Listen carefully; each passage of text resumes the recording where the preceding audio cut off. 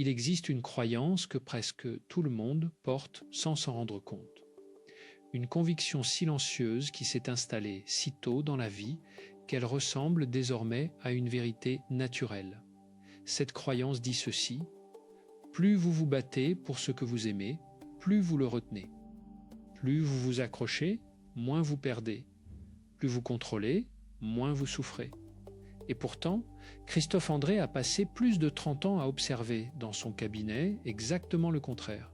Les personnes qui souffrent le plus ne sont pas celles qui n'aiment pas assez.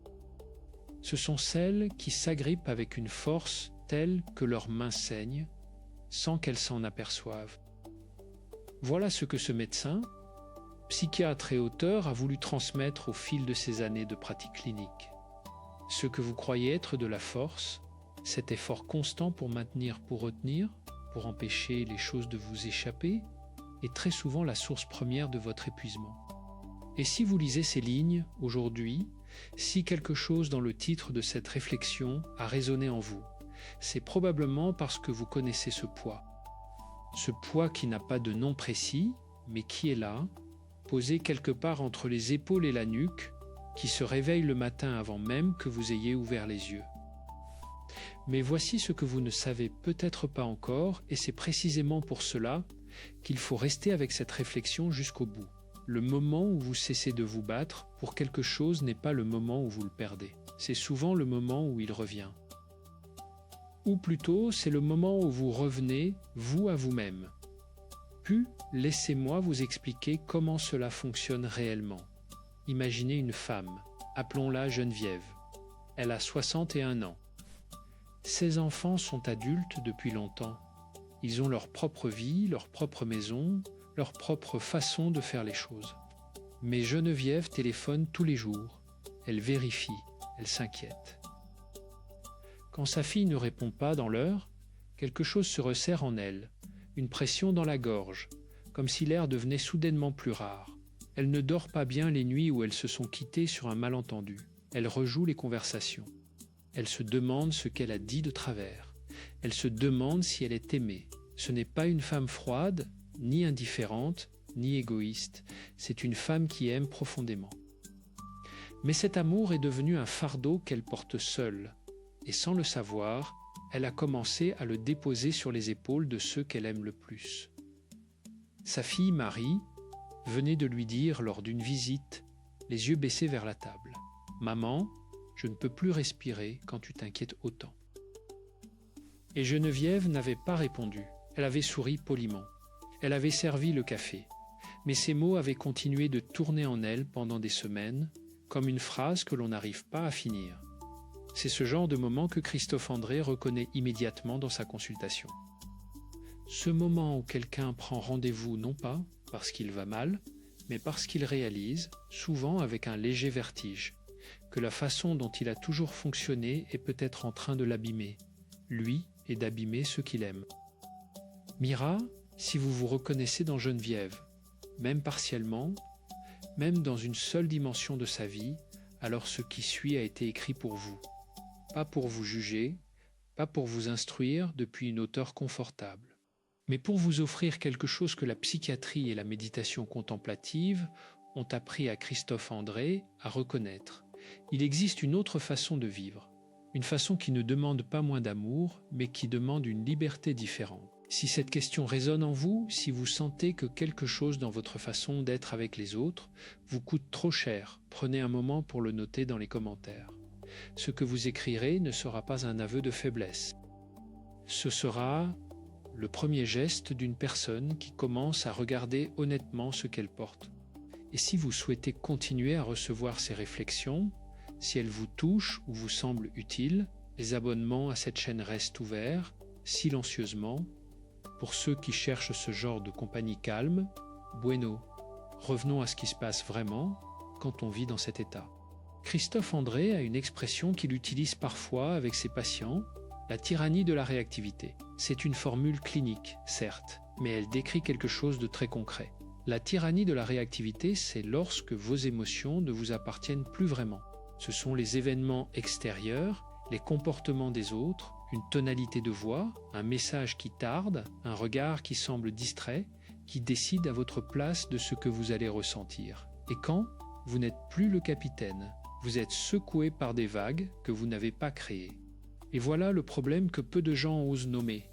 Quand on vit dans cet état assez longtemps, on finit par confondre cette réactivité avec de la sensibilité. On croit que ressentir fortement est une preuve d'amour ou de profondeur. On porte cette réactivité comme une médaille, sans voir que c'est en réalité une chaîne. Figeate bien, parce que ce que je vais vous dire maintenant est central. Et si vous ne retenez qu'une seule chose de toute cette réflexion, que ce soit celle-là, l'attachement émotionnel excessif et le désapego, le lâcher-prise ne sont pas opposés dans le sens où l'un aimerait et l'autre n'aimerait pas. Ils sont opposés dans le sens où l'un souffre et l'autre est libre. L'un retient et l'autre accueille. L'un exige et l'autre offre. Mais avant de pouvoir vous expliquer comment cultiver ce désapego stratégique, il faut d'abord comprendre pourquoi nous ne le faisons pas. Pourquoi, sachant que l'attachement nous fait souffrir, nous continuons à nous y accrocher avec une telle ténacité? Et pour comprendre cela, il faut descendre un peu plus profondément dans quelque chose qui précède même la psychologie adulte. Alors laissez-moi vous poser une question que vous pouvez tenir dans votre esprit un moment, sans nécessairement y répondre tout de suite. Quel est le moment le plus ancien que vous vous rappelez dans votre vie où vous avez cru que si vous ne contrôliez pas quelque chose ou quelqu'un, quelque chose de grave allait arriver? Tenez cette question. Nous y reviendrons. Christophe André a observé au fil des années que l'anxiété relationnelle, cette façon de s'agripper aux autres par peur de les perdre, prend presque toujours racine dans des expériences très précoces. Non pas nécessairement des traumatismes au sens dramatique du terme. Parfois simplement une mère très anxieuse, un père absent ou au contraire envahissant, un foyer où les émotions n'avaient pas de place ou au contraire un foyer où elles prenaient toute la place. Ces expériences forgent ce que les psychologues appellent des schémas d'attachement. Et ces schémas, une fois installés, fonctionnent comme des programmes invisibles. Ils tournent en arrière-plan et ils décident à votre place comment vous allez vous comporter dans une relation. Le problème, c'est que ces programmes ont été écrits par un enfant. Un enfant qui faisait de son mieux pour survivre émotionnellement dans un monde qui le dépassait. Et maintenant, à 55 ans, à 60 ans, vous continuez d'obéir à des instructions que cet enfant a rédigées pour lui-même dans un contexte qui n'existe plus. Messig. Voilà pourquoi le lâcher-prise n'est pas une question de volonté. Ce n'est pas en vous disant simplement de vous relaxer que vous allez y arriver. Si c'était si simple, vous l'auriez déjà fait. Le lâcher-prise est une compétence. Une compétence qui s'apprend, qui se pratique, qui se cultive et qui transforme progressivement non seulement la façon dont vous vivez vos relations, mais la façon dont vous habitez votre propre corps. Et maintenant, voici la partie que vous devez entendre, même si elle est inconfortable. Même si quelque chose en vous résiste un peu. Ce que vous faites subir à vos proches, quand vous êtes dans cet état de réactivité et d'attachement excessif, ce n'est pas de l'amour, ou plutôt, c'est de l'amour mélangé à quelque chose d'autre, à de la peur, à du contrôle, à un besoin que les autres comblent ce que vous ne pouvez pas combler vous-même. Et les personnes qui vous entourent le ressentent, même si elles n'ont pas les mots pour le dire, même si elles vous aiment et ne veulent pas vous blesser. Pensez à vos enfants s'ils sont adultes. Pensez à votre compagnon ou à votre compagne. Pensez à vos amis les plus proches. Avez-vous déjà eu le sentiment fugace mais réel que votre inquiétude pour eux était parfois une charge pour eux plutôt qu'un soutien? Que votre besoin d'être rassuré prenait plus de place que leur propre besoin d'être entendu? Ce n'est pas une accusation. C'est une observation clinique que Christophe André a faite des centaines de fois. Et voici ce qu'il a vu se passer dans ces situations. Les proches commencent à se retirer. Pas brusquement, pas méchamment. Ils s'éloignent doucement, comme on s'éloigne d'une source de chaleur trop intense. Ils appellent moins souvent. Ils partagent moins. Ils filtrent ce qu'ils disent pour ne pas déclencher d'inquiétude ou de réaction excessive. Et vous, de votre côté, vous sentez cet éloignement comme une confirmation de votre peur la plus profonde. Vous êtes seul. Vous n'êtes pas assez aimé. Et vous vous accrochez encore davantage. C'est un cercle. Et il tourne avec une précision presque mécanique. Mais voici ce qui est encore plus grave et que peu de gens osent examiner en face. Ce cercle ne s'arrête pas à vous. Il se transmet. Les enfants qui grandissent dans une atmosphère d'anxiété relationnelle chronique, dans un foyer où la tension émotionnelle est permanente, où l'amour est conditionnel ou chargé d'attentes, ces enfants apprennent que l'amour est une source d'angoisse. Ils apprennent que les relations sont dangereuses. Ils développent leur propre mécanisme de défense, leur propre façon de s'accrocher ou au contraire de fuir. Et ils transmettent cela, à leur tour, à leurs propres enfants. Christophe André parle parfois de l'héritage émotionnel invisible. Ce que nous transmettons sans le savoir, ce que nos parents nous ont transmis sans le savoir, ces chaînes ne sont pas faites de méchanceté. Elles sont faites d'amour blessé qui n'a pas su trouver une autre forme. La question est-ce que vous voulez que cette chaîne continue? Est-ce que vous voulez être le maillon qui brise ce cycle? Parce que vous le pouvez. Et cela commence par quelque chose d'étonnamment simple, même si ce n'est pas facile. Cela commence par la décision de regarder honnêtement ce que vous portez. Mais avant de vous donner les outils concrets, il y a encore quelque chose que vous devez comprendre sur ce qui se passe si vous ne changez rien. Et je vous demande de rester avec moi ici parce que ce que je vais vous décrire n'est pas une prédiction catastrophiste. C'est simplement la trajectoire naturelle de ce que l'on observe cliniquement quand rien ne change. Quand une personne vit depuis des années dans la réactivité émotionnelle et l'attachement excessif sans jamais apprendre à lâcher prise, le corps commence à parler. Il parle d'abord doucement par la fatigue. Cette fatigue particulière qui n'est pas soulagée par le sommeil. Se réveille à 3 heures du matin avec la tête pleine de pensées qui tournoient. Un moulin intérieur qui ne s'arrête jamais vraiment. Puis, les tensions musculaires chroniques, les épaules nouées, les mâchoires serrées. Puis, les troubles digestifs, car le système digestif est extraordinairement sensible à l'état émotionnel. Et finalement, si rien ne change, quelque chose de plus profond. Un épuisement que les médecins appellent parfois burn-out émotionnel, mais qui est en réalité une dépression qui s'est installée si lentement qu'on ne l'a pas vu venir. Christophe André a vu des patients arriver à son cabinet en disant « Je ne comprends pas ce qui m'arrive, je n'ai aucune raison d'être comme ça ». Et il leur répond avec douceur que la dépression ne demande pas toujours une raison spectaculaire. Elle demande simplement quelqu'un qui s'est épuisé à porter ce qu'il n'aurait jamais dû porter seul. L'une de ces personnes était un homme, Bernard, 63 ans, retraité depuis 2 ans. Il avait consacré toute sa vie professionnelle à être utile, indispensable, à anticiper les besoins des autres avant qu'ils ne les formulent. À la retraite, sans ce rôle structurant, il s'était retrouvé face à quelque chose qu'il n'avait jamais appris à habiter, lui-même. Il regardait sa femme, ses enfants, ses petits-enfants, et au lieu de joie, il ressentait une sorte d'angoisse diffuse, comme s'il devait mériter leur présence, comme si à tout moment ils allaient disparaître. Sa femme lui avait dit un soir, les yeux fatigués mais doux, « Bernard, je suis là, mais je ne sais plus quoi faire pour que tu le croies. » Ce que Bernard portait, c'était la conviction profonde, inscrite en lui depuis l'enfance, qu'il n'était aimé que pour ce qu'il faisait, jamais pour ce qu'il était. Et cette conviction avait façonné toute sa vie relationnelle sans qu'il en soit conscient. Lovès, voilà ce que produit l'attachement excessif sur le long terme. Ce n'est pas seulement de la souffrance pour soi. C'est une forme de présence qui épuise les autres, qui les éloigne et qui finit par confirmer exactement la peur que l'on cherchait à éviter. Mais il y a autre chose, quelque chose que les neurosciences ont confirmé et que Christophe André évoque souvent dans ses livres et conférences. Quand le cerveau est dans un état d'alerte émotionnelle chronique, il perd progressivement sa capacité à percevoir le beau. Les petits bonheurs quotidiens, la lumière de l'après-midi sur une table, le rire d'un petit enfant, le goût d'un café bu en paix, ces choses cessent d'atteindre. Le cerveau est trop occupé à surveiller à anticiper, à se défendre.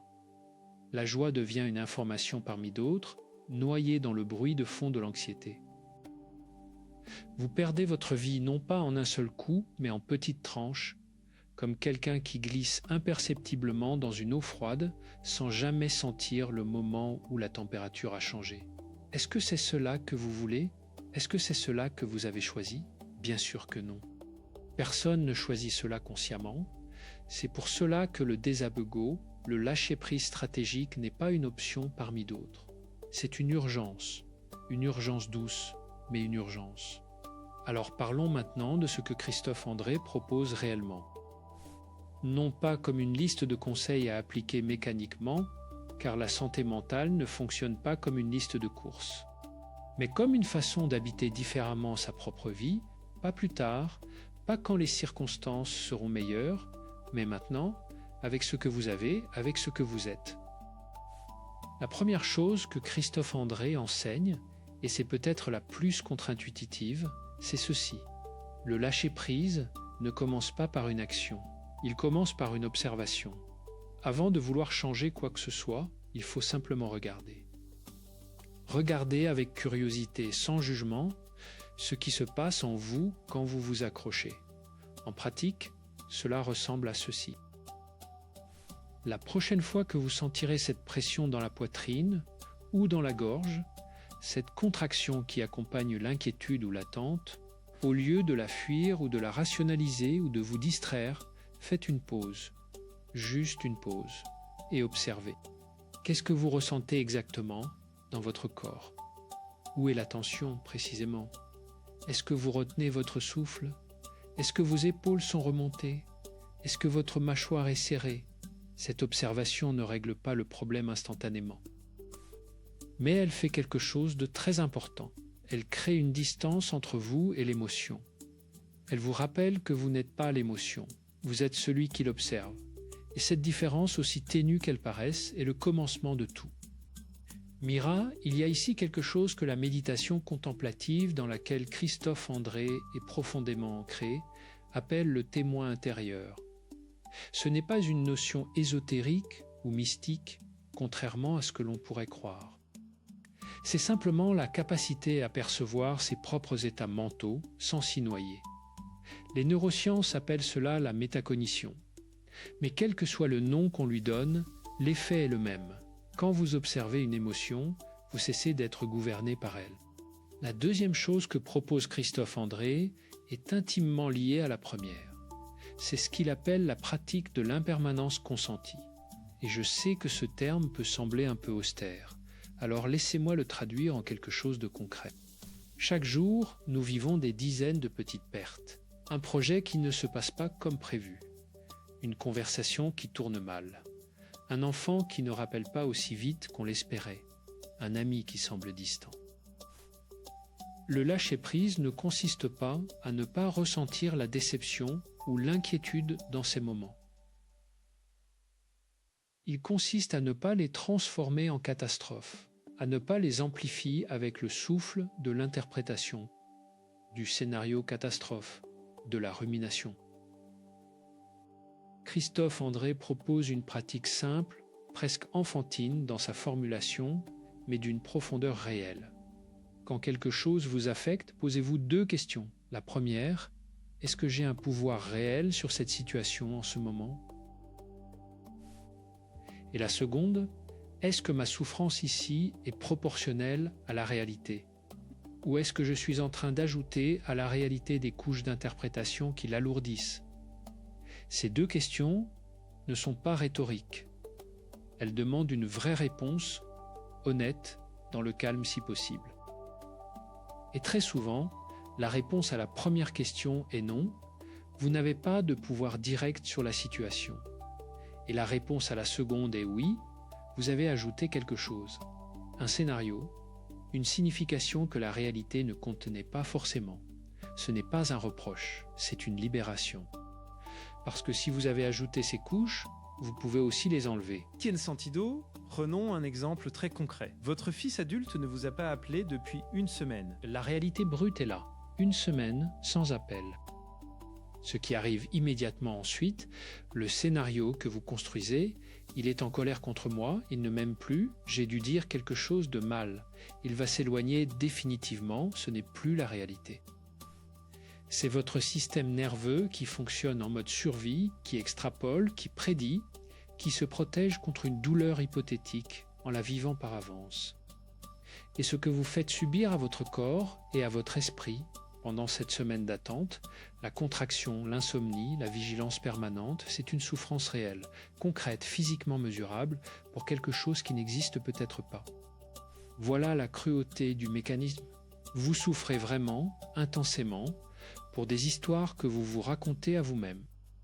La troisième approche que Christophe André considère comme fondamentale est peut-être la plus difficile à accepter pour beaucoup de personnes de cette génération, celles qui ont été élevées dans une culture où le sacrifice de soi était une vertu, où s'occuper de soi avant les autres était perçu comme de l'égoïsme. Cette approche s'appelle la répatriation de l'énergie. En termes très simples, cela signifie ramener vers vous-même l'attention et l'énergie que vous dépensez de façon excessive à surveiller, à contrôler, à anticiper pour les autres. Ce n'est pas de l'indifférence. Ce n'est pas abandonner les gens que vous aimez. C'est comprendre que vous ne pouvez pas donner ce que vous n'avez pas. Et que si vous continuez à vous vider pour remplir les autres, un jour vous n'aurez plus rien à donner ni à eux, ni à vous-même. Christophe André revient souvent sur une image simple. Vous êtes dans un avion et la pression de la cabine chute. Le masque à oxygène tombe devant vous. L'instruction est toujours la même. Mettez votre propre masque avant d'aider les autres. Non pas parce que vous comptez plus que les autres, mais parce que si vous perdez conscience, vous ne pouvez aider personne. C'est exactement cela, la répatriation de l'énergie. C'est décider consciemment de consacrer une partie de votre temps et de votre attention à votre propre vie intérieure. Non pas de façon coupable, non pas comme un luxe que vous vous accordez quand tout le reste est réglé, car tout le reste ne sera jamais complètement réglé, mais comme une nécessité, une hygiène de vie aussi fondamentale que manger ou dormir. En pratique, cela peut ressembler à des choses très modestes. 20 minutes de marche seule, le matin, avant que la journée commence et emporte tout. Un carnet dans lequel vous notez non pas les problèmes à résoudre, mais ce que vous avez ressenti dans la journée, les moments de légèreté, les moments de tension, sans analyser, juste observer. 1 minute de respiration consciente avant de répondre à un message qui vous a mis en alerte. Ce ne sont pas des solutions magiques, mais ce sont des gestes qui, pratiqués régulièrement, modifient progressivement le terrain intérieur. Ils rappellent au système nerveux qu'il existe un état autre que l'alerte. Bueno, voici maintenant quelque chose que Christophe André a observé chez presque tous ses patients qui ont réussi à intégrer le lâcher-prise dans leur vie et qui reste peut-être la chose la plus surprenante, la plus presque paradoxale de tout ce parcours. Quand ces personnes ont cessé de s'accrocher, quand elles ont commencé à relâcher la prise, non pas par résignation, non pas parce qu'elles s'en moquaient, mais parce qu'elles avaient compris que leur bonheur ne pouvait pas dépendre des actions des autres. Quelque chose de très étrange s'est produit. Dans leurs relations, les relations se sont améliorées, les proches se sont rapprochés, non pas parce que la magie avait opéré, mais parce qu'une personne qui ne réclame pas, qui n'exige pas, qui n'est pas une source constante d'attente et d'inquiétude, est une personne auprès de laquelle on a envie d'être. La liberté est magnétique, la paix attire. Ce n'est pas une métaphore, c'est de la psychologie relationnelle élémentaire. Revenons un instant à Geneviève. Vous vous souvenez de Geneviève au début? Celle qui appelait sa fille tous les jours et qui vivait dans la peur constante de ne pas être assez aimée. Geneviève a commencé un travail sur elle-même, non pas parce qu'elle était très motivée au départ, mais parce qu'elle avait peur de perdre sa fille définitivement. Et dans ce travail, elle a appris quelque chose qu'elle n'avait jamais su. Elle a appris à tolérer l'incertitude, non pas à l'aimer, au moins au début, juste à la tolérer, à s'asseoir avec l'inconfort de ne pas savoir, de ne pas contrôler, à laisser passer une journée sans appeler, puis 2, puis 3, et à observer, avec une surprise mêlée de quelque chose qui ressemblait à du soulagement, que rien de catastrophique ne s'était produit, que sa fille était toujours là. et que leur relation progressivement libérée du poids de l'anxiété de Geneviève avait commencé à respirer différemment. Sa fille lui avait dit, quelques mois plus tard, avec des yeux qui brillaient d'une façon que Geneviève ne leur avait pas vue depuis longtemps. « Maman, tu es beaucoup plus légère maintenant. » Et Geneviève avait ri, un rire surpris, presque incrédule, car c'était exactement ce qu'elle ressentait. Imaginez par un moment ce que cela représente. Après des années à porter ce poids, après des années à croire que l'amour ne pouvait exister que dans la tension et l'inquiétude, découvrir qu'il peut exister dans la légèreté. Ce n'est pas de la résignation, ce n'est pas de l'indifférence. C'est quelque chose de beaucoup plus rare et de beaucoup plus précieux. C'est de la confiance. La confiance que les personnes que vous aimez sont capables de vivre leur vie. La confiance que votre amour n'a pas besoin d'être démontré à chaque instant pour être réel. La confiance, surtout, que vous êtes capable de vivre la vôtre. Mais voici quelque chose que Christophe André souligne avec insistance, parce que c'est là que beaucoup de personnes trébuchent dans leur travail de lâcher prise. Le désapego stratégique ne signifie pas devenir indifférent. Il ne signifie pas ériger des murs ou couper les liens affectifs. Il existe une différence fondamentale entre le détachement émotionnel, qui est une forme de blindage, une cuirasse que l'on met pour ne plus être blessé, et le lâcher-prise qui est au contraire une ouverture. Une façon d'être pleinement présent à ce qui est, sans l'agripper, sans le forcer à être ce que l'on voudrait qu'il soit. La personne détachée dit « peu m'importe ». La personne qui a appris à lâcher prise dit « ça m'importe, mais je n'en fais pas une condition de mon équilibre ». Vous voyez la nuance ? Elle est immense. L'une ferme la porte, l'autre l'ouvre en grand, mais sans peur du courant d'air. Et pour cultiver cette ouverture, il y a une pratique que Christophe André recommande très concrètement, en particulier pour les personnes qui ont tendance à la rumination, à ces pensées qui reviennent en boucle, ces scénarios qui se rejouent, ces conversations imaginaires que l'on répète, espérant trouver la formulation parfaite qui résoudra tout. Cette pratique s'appelle l'ancrage sensoriel. L'idée est aussi simple qu'elle est efficace. Quand vous sentez que votre esprit part dans la rumination, dans le scénario catastrophe, dans la répétition d'une conversation blessante, au lieu d'essayer de stopper les pensées par la force, ce qui ne fonctionne pas, nous le savons, au lieu de tenter de raisonner avec elles, ce qui ne fait. Sauf que les alimenter, vous ramenez doucement votre attention vers quelque chose de sensoriel, de concret, d'immédiatement présent. Ce peut être la texture de la tasse de thé que vous tenez dans vos mains, la sensation de vos pieds sur le sol, le bruit de la pluie derrière la fenêtre, la lumière sur les murs de la pièce. Quelque chose que vous pouvez percevoir maintenant, pas hier, pas demain, maintenant. Ce geste, et c'est bien un geste, un mouvement de l'attention, ne fait pas disparaître les pensées, mais il les décroche de l'énergie que vous leur apportiez malgré vous. Il les laisse passer comme des nuages sans s'y accrocher. Et progressivement, avec de la pratique, cet espace entre vous et vos pensées s'agrandit. Cet espace, c'est votre liberté. Meusig, voilà le cœur de ce que Christophe André appelle la pleine conscience ou mindfulness dans la littérature anglophone, mais qu'il préfère souvent appeler simplement attention bienveillante. Ce n'est pas une technique de relaxation, même si la relaxation peut en être un effet secondaire agréable. C'est une façon de vivre sa propre expérience avec une qualité d'attention différente, moins réactive, plus curieuse, plus accueillante. Il y a un autre aspect du lâcher-prise que l'on n'aborde pas assez souvent et qui est pourtant central dans la pratique clinique de Christophe André. C'est la relation au temps. Plus précisément, c'est la façon dont les personnes qui souffrent d'attachement excessif habitent généralement deux endroits à la fois, le passé et le futur, et très rarement le présent. Elles revivent des blessures anciennes, des trahisons, des abandons, des promesses non tenues. Ces souvenirs douloureux leur servent inconsciemment de preuve pour alimenter leur peur actuelle. En même temps, elle projette dans l'avenir des catastrophes qui n'ont pas encore eu lieu et peut-être n'auront jamais lieu. Elles vivent dans l'anticipation anxieuse, toujours un pas en avant de la réalité, à essayer de devancer la douleur pour ne pas être surprise par elle. Et pendant ce temps, la vie présente, la seule vie réelle, passe sans être vécue. Christophe André parle d'une patiente, une femme que nous appellerons Colette, 67 ans, grand-mère de 4 petits-enfants. Colette venait de vivre une retraite difficile, après une carrière dans l'enseignement dont elle avait tiré toute son identité.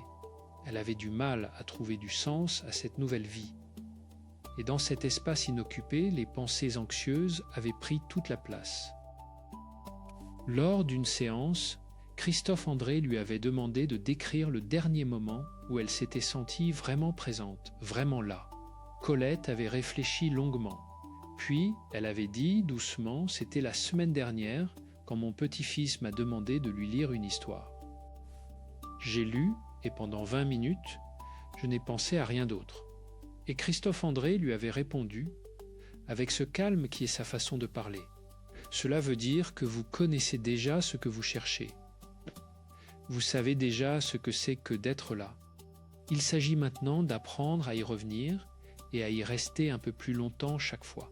C'est ça, le lâcher-prise. Ce n'est pas une destination. Ce n'est pas un état permanent que l'on atteint un jour et dans lequel on demeure pour toujours. C'est un retour perpétuel, un exercice quotidien. Comme la respiration, on expire, on inspire, on revient, on s'éloigne, on revient encore. Et cela ne demande pas d'être parfait. Cela demande seulement d'être honnête et de vouloir continuer à essayer. Voici quelque chose que Christophe André considère comme un tournant dans le travail avec ses patients, un moment qu'il guette avec attention, parce qu'il sait que quand il arrive, quelque chose d'important a commencé à changer. Ce moment, c'est quand quelqu'un cesse de demander comment faire pour ne plus souffrir et commence à demander comment faire pour mieux comprendre sa souffrance. Ce glissement peut sembler subtil, il est en réalité immense. Parce que la première question vient d'un endroit de résistance. On veut que la douleur parte, que les émotions s'arrêtent, que le monde extérieur change. Et la deuxième question vient d'un endroit de curiosité. On ne veut plus fuir, on veut comprendre. On veut apprendre à habiter ce qui se passe en soi. Et c'est précisément là que le désapego stratégique devient non plus une technique, mais une façon d'être, une philosophie de vie, si l'on peut employer ce mot sans prétention. Parlons maintenant de quelque chose de très pratique et peut-être inattendu. Christophe André insiste sur l'importance de ce qu'il appelle les moments de non-faire. Dans notre culture, en particulier pour la génération qui a construit sa valeur sur le travail, sur l'utilité, sur le faire, l'idée de ne rien faire peut provoquer un malaise presque physique. Comme si le repos était une forme de faiblesse ou de manque de sérieux. Mais le non-faire, tel que Christophe André le propose, n'est pas de la paresse. C'est un espace de décompression volontaire que l'on offre à son système nerveux. C'est s'asseoir pendant 10 minutes sans agenda, sans téléphone, sans tâche à accomplir et simplement observer ce qui monte. Les pensées, les sensations, les émotions, sans les chasser, sans les nourrir. Juste les regarder passer. Au début, c'est inconfortable. Pour beaucoup de personnes, c'est presque insupportable. Le silence intérieur révèle tout ce que l'activité permettait d'éviter. Et c'est précisément pour cela que c'est nécessaire, parce que ce que vous évitez ne disparaît pas, il s'accumule. Et un jour, il se manifeste d'une façon que vous n'avez pas choisie. Il vaut mieux choisir soi-même de regarder en face. Un autre outil que Christophe André propose, et celui-ci est particulièrement utile pour les personnes qui ont du mal à distinguer ce qui leur appartient et ce qui appartient aux autres, c'est ce qu'il appelle la clarification des frontières émotionnelles. Non pas les frontières au sens agressif ou défensif du terme, mais au sens doux et clair d'une délimitation naturelle. En pratique, cela consiste à se poser régulièrement cette question. Est-ce que cette souffrance que je ressens en ce moment vient de quelque chose qui m'appartient réellement, ou est-ce que je porte la souffrance de quelqu'un d'autre ? car cela arrive très souvent, en particulier chez les personnes empathiques, chez celles qui ont appris tôt à être attentives aux émotions des autres. Elles absorbent sans s'en rendre compte, elles portent sans avoir été sollicitées, et elles souffrent d'une douleur qui n'est parfois pas la leur. Reconnaître cette différence ne signifie pas abandonner les autres à leur souffrance. Cela signifie comprendre que vous ne pouvez pas souffrir à leur place et que cette tentative vous épuise sans les aider réellement. Ce qui aide vraiment une personne en souffrance, ce n'est pas quelqu'un qui se noie avec elle, c'est quelqu'un qui reste stable sur le bord et lui tend la main. Fijade bien, voici maintenant quelque chose que Christophe André observe régulièrement chez les personnes qui commencent à pratiquer le lâcher-prise et qui, au début, peuvent être déstabilisées par cela. Au début du travail, quand vous commencez à desserrer la prise, quand vous commencez à ne plus tout contrôler, à ne plus anticiper toutes les conversations, à accepter l'incertitude dans vos relations, il arrive fréquemment qu'une tristesse surgisse, ou une colère, ou une sorte de deuil. Cela effraie certaines personnes, elles craignent d'avoir fait quelque chose de mal, d'avoir emprunté la mauvaise voie. Mais Christophe André leur explique que cette tristesse est en réalité un bon signe. C'est le signe que quelque chose qui était ankylosé commence à bouger. C'est le signe que le travail est réel. Il compare parfois cela à une jambe qui s'est engourdie. Quand le sang recommence à circuler, il y a d'abord des picotements, parfois douloureux. Mais ces picotements signifient que la jambe revit. Il en va de même pour l'espace émotionnel que l'on commence à libérer. Le chemin n'est pas toujours confortable, mais il mène vers quelque chose d'infiniment plus précieux que le confort artificiel de l'évitement.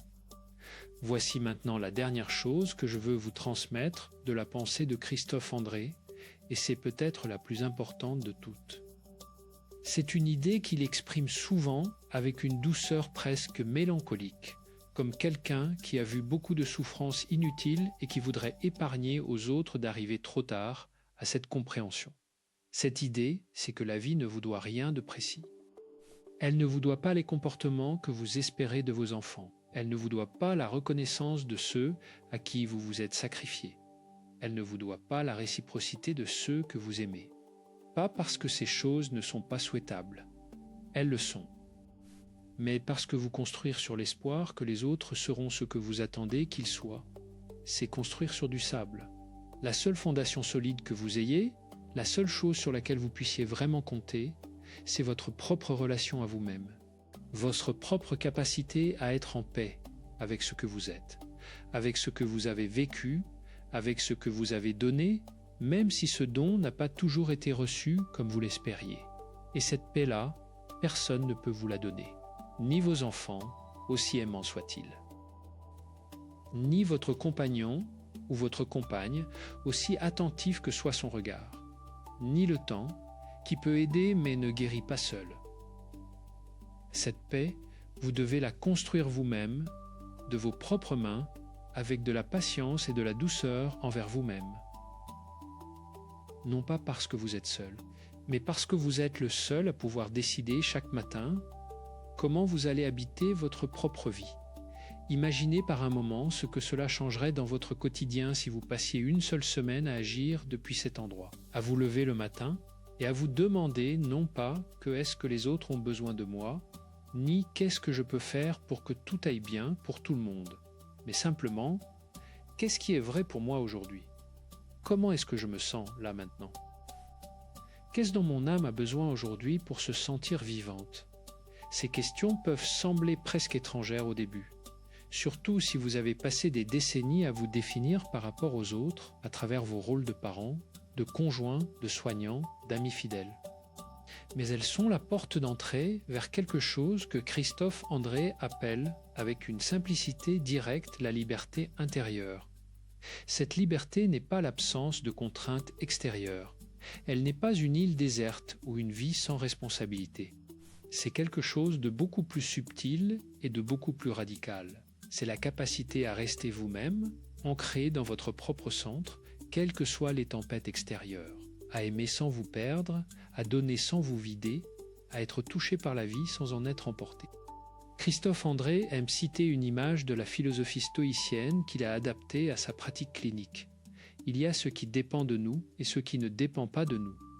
Ce que vous pouvez contrôler, vos réactions, vos choix, votre attention, vos valeurs. Ce que vous ne pouvez pas contrôler, les actions des autres, les événements, le temps, la maladie, la mort. Consacrer votre énergie à ce qui ne dépend pas de vous, c'est vous condamner à l'épuisement. Consacrer votre énergie à ce qui dépend de vous, c'est retrouver la force. Ce n'est pas du fatalisme, ce n'est pas de la passivité, c'est une forme de sagesse pratique que l'on peut mettre en œuvre dès aujourd'hui dans les situations les plus ordinaires de la vie. Quand votre fils ne vous rappelle pas, vous ne pouvez pas le forcer à appeler. Mais vous pouvez choisir de ne pas transformer cette attente en catastrophe. Quand votre couple traverse une période difficile, vous ne pouvez pas contrôler ce que ressent l'autre, mais vous pouvez choisir comment vous engager dans la conversation. Quand votre santé vous inquiète, vous ne pouvez pas toujours contrôler ce qui se passe dans votre corps. Mais vous pouvez choisir de vivre les moments de santé pleinement, sans les gâcher par l'anticipation de ce qui pourrait se passer. Ces choix, répétés chaque jour, accumulent quelque chose. Ils accumulent une façon d'être, une habitude de liberté. Et cette habitude, avec le temps, devient votre nature. Bueno, laissez-moi vous parler d'une dernière histoire, celle de Bernard que vous aviez rencontré un peu plus tôt. Bernard, ce retraité de 63 ans qui avait fondé toute sa valeur sur son utilité aux autres. Bernard qui ne savait plus qui il était sans son rôle. Bernard dont la femme, épuisée, lui avait dit avec une patience qui touchait au bout de ses forces : « Bernard, je suis là, mais je ne sais plus quoi faire pour que tu le croies. » Bernard a travaillé dur sur lui-même, pas par enthousiasme au moins au début, par peur, puis progressivement par curiosité, et puis sans qu'il puisse dire exactement, quand le changement s'était produit, par quelque chose qui ressemblait à de l'intérêt pour lui-même. Il a appris à s'asseoir dans le silence sans le fuir. Il a appris à observer ses pensées comme on observe des voitures qui passent depuis une fenêtre sans monter dedans. Il a appris que son amour pour sa femme, pour ses enfants, pour ses petits-enfants, n'avait pas besoin d'être prouvé à chaque instant pour être réel. Il a appris, surtout, que sa présence au monde n'était pas conditionnée à son utilité. Un jour, lors d'une séance, il a dit, avec ce sourire un peu gêné des personnes qui ne sont pas habituées à parler de bonheur : « Cette semaine, j'ai passé un après-midi entier dans mon jardin à ne rien faire d'autre que regarder les oiseaux. Et je n'ai pas culpabilisé. » Et Christophe André avait souri parce qu'il savait que cette phrase simple contenait plusieurs mois de travail profond. Il avait répondu à Bernard : « C'est exactement cela, Bernard, c'est exactement cela. La liberté ne ressemble pas toujours à ce que l'on imagine. Elle ne ressemble pas à un horizon dramatique ou à une révélation fulgurante. Elle ressemble parfois à un après-midi dans un jardin avec des oiseaux. Elle ressemble à un café bu lentement, sans regarder l'heure. Elle ressemble à un dîner où l'on rit vraiment, sans arrière-pensée. Elle ressemble à une nuit de sommeil sans réveil à 3 heures du matin. Ces choses modestes, presque banales en apparence, sont en réalité les preuves les plus concrètes que quelque chose a changé, que le lâcher-prise n'est plus seulement une idée, qu'il est devenu une expérience vécue. Alors voici où nous en sommes.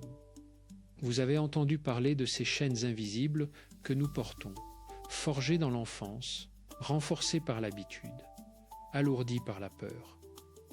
Vous avez vu comment elles nous épuisent et comment elles pèsent aussi sur ceux que nous aimons. Vous avez entendu parler des outils que Christophe André propose: l'observation sans jugement, la pratique de l'impermanence consentie, la répatriation de l'énergie, l'ancrage sensoriel, la clarification des frontières émotionnelles, les moments de non-faire. Et vous avez entendu ces histoires de personnes ordinaires qui ont commencé à trouver leur chemin vers une liberté différente. Maintenant, la question est simple. Qu'est-ce que vous allez faire de tout cela ? Christophe André dirait probablement, avec ce léger sourire qu'il a dans ses conférences, que vous n'êtes pas obligé de tout faire en même temps.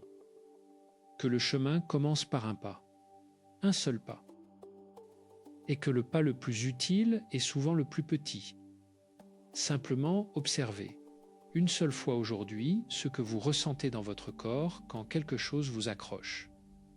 Juste observez, sans juger, sans réagir immédiatement, juste regarder.